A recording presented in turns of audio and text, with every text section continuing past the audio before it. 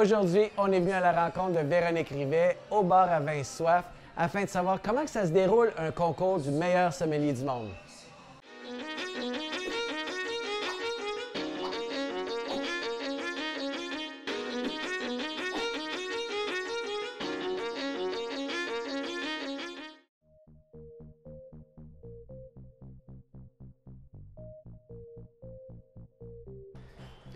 Véronique, tu es vice-championne du monde du concours du meilleur sommelier au monde.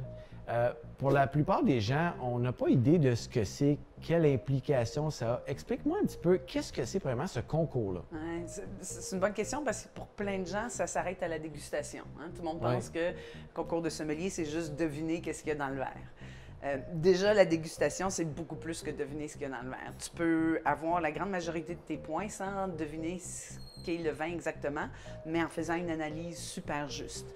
C'est ce qu'on appelle la dégustation analytique. Hein?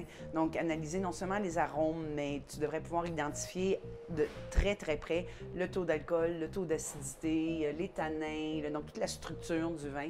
Donc, il y a vraiment une analyse hyper détaillée qui est beaucoup plus importante, je dirais, en fait, que de deviner exactement ce que c'est. Okay. Ça, c'est la dégustation. Mais tous les concours, ça se déroule sur 3 grandes parties. La dégustation, c'en est une. Le deuxième, c'est le service. Les sommeliers, c'est des gens de service. Même si aujourd'hui, beaucoup de gens aiment s'appeler des sommeliers qui n'ont jamais travaillé dans un restaurant de leur vie. Un sommelier, c'est avant tout un serveur. Hein? Okay. On est là pour servir le vin en restauration. Donc, les épreuves de service, c'est toutes sortes d'épreuves autour du protocole du service. C'est comment est-ce qu'on décante une vieille bouteille de Bordeaux, comment on sert une vieille bouteille de Porto, comment est-ce qu'on sert, on peut nous demander de prendre un double magnum, donc l'équivalent de 4 bouteilles de champagne, puis ils enlignent 48 verres, puis il faut verser la bouteille, la vider dans les 48 verres. En finissant dans le dernier verre, on n'a pas le droit de revenir, puis il faut que tout soit égal. Mais voyons! Ça, mais ça, pour nous, c'est naturel. Quand tu as travaillé en service toute ta vie, c'est... Moi, on me dit ça, OK, je compte le nombre de verres, je calcule le nombre d'onces que j'ai dans ma bouteille, je fais la division, je sais exactement... Un bon serveur devrait pouvoir servir 2 onces, ou 4 onces, ou 6 onces, sans avoir à mesurer. Tu sais, c'est quelque chose qu'on fait, mais parce que ça fait partie de la gestion du vin dans un restaurant. Donc, les épreuves de service, c'est ça. C'est les accords mets-vins, c'est aussi des clients difficiles. On choisit la diplomatie, comment on deal avec des gens qui ont toutes sortes de demandes. Genre moi, là. Je sais pas quel genre mais s'adapter. Fait qu'il y a tout ça qui fait partie du service. Puis dans les concours, c'est toujours minuté. Hein? Il y a le facteur stress aussi. Parce que dans un restaurant, c'est bien beau de vouloir passer du temps avec tes clients, mais il faut aussi que tu sois efficace. Hein, donc, il y a tout cet aspect-là. Puis le troisième volet, je dirais, c'est le plus important. Puis c'est ça qui va vraiment amener les candidats le plus loin, c'est la théorie. Okay. C'est des tests écrits, des tests oraux aussi, mais sur la théorie, tout ce qui touche au monde du vin, au monde du service. Donc, c'est tout connaître, tous les cépages du monde entier. Il y en a des milliers, hein? Il y en a 4 à 6 000 des cépages. La viticulture, c'est de l'agronomie, c'est de la géologie, savoir comment pousse la vigne. Les vinifications, c'est de la pure chimie. Connaître toutes les lois d'appellation. Donc, si c'est écrit Chianti Classico sur une bouteille ou si c'est écrit Tokai 5 Puttonyos, qu'est-ce que ça veut dire légalement? Qu'est-ce qui est permis comme cépage, comme méthode de culture? Y a-t-il des temps de vieillissement minimum? Puis, on est bien au-delà de l'époque où il y avait Bordeaux, la Bourgogne, un petit peu d'Italie. La Chine est un gros producteur de vin. L'Inde, la Thaïlande font du vin. Le Brésil, il se fait du vin partout dans le monde. Donc, c'est connaître les cépages chinois. La théorie est immense. Et au-delà du vin, c'est tous les produits alcooliques. Donc, on doit avoir les mêmes connaissances en whisky, en bière, en saké. Donc. Parce qu'on pense que c'est juste vin. Non, c'est tous les alcools. C'est sûr que le vin occupe une grosse partie, mais les questions peuvent porter autant sur les temps minimums de vieillissement pour un whisky ou un rhum, ou c'est quoi la différence entre un rhum agricole et un rhum ordinaire, c'est quoi les... C'est tous les produits alcooliques et au-delà de ça, tout ce qui se sert dans un restaurant, les eaux, les thés, les cafés. Les cafés? Oui, on est censé savoir, c'est quoi les grandes espèces de café, les différentes sortes, les différents pays qui en font, c'est quoi le mode de production, des choses aussi simples que c'est combien de grammes de café pour faire une tasse d'espresso, ou qu'est-ce que ça va changer au goût selon les torréfactions. On peut même te demander de faire des accords avec certains cafés puis certains desserts. Juste, je cite souvent le thé, je sais que toi tu es un spécialiste de café, moi je suis une fan de thé. Juste le thé, c'est aussi complexe que le vin. Au niveau des provenances, des thés. Puis la gastronomie aussi.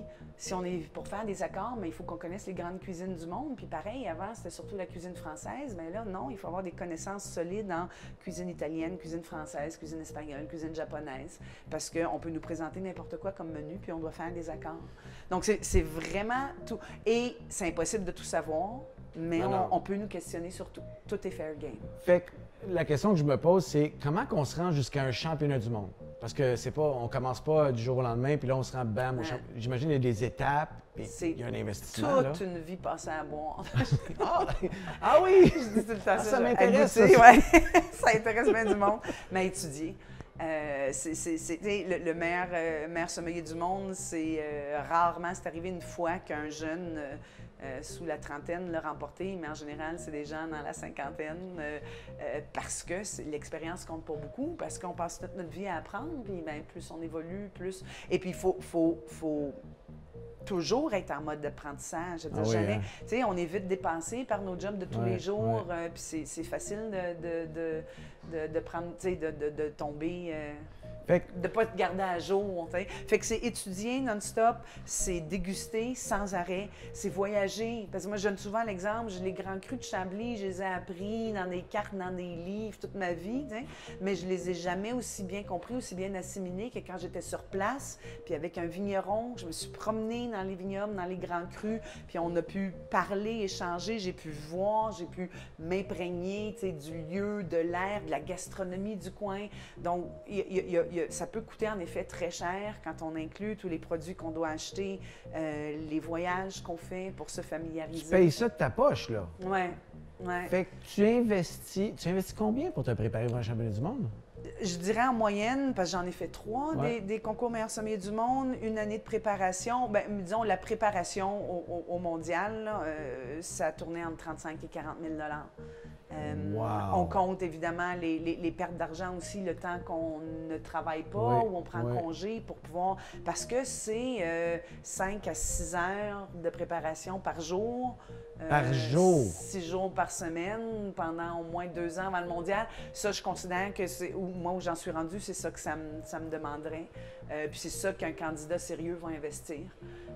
Ça, c'est en plus du travail, hein? Il faut continuer à gagner sa vie. Donc, on essaie de travailler moins, puis la famille, donc, c'est un gros investissement.